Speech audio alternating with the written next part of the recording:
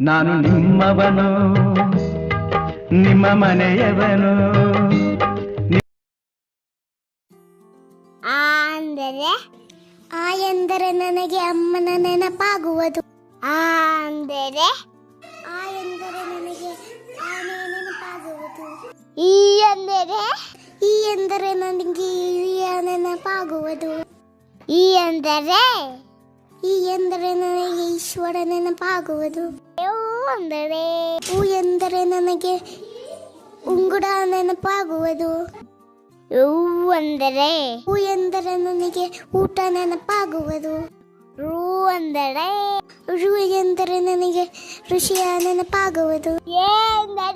A ಎಂದರೆ ನನಗೆ ಎಲೆಯ ನೆನಪಾಗುವುದು. ಎ ಎಂದರೆ ನನಗೆ ಏಣಿಯ ನೆನಪಾಗುವುದು. ಐ ಎಂದರೆ ನನಗೆ 5 ಬೆರಳು ನೆನಪಾಗುವುದು. ಓ ಎಂದರೆ ನನಗೆ ಒಂಟೆ ನೆನಪಾಗುವುದು. ಓ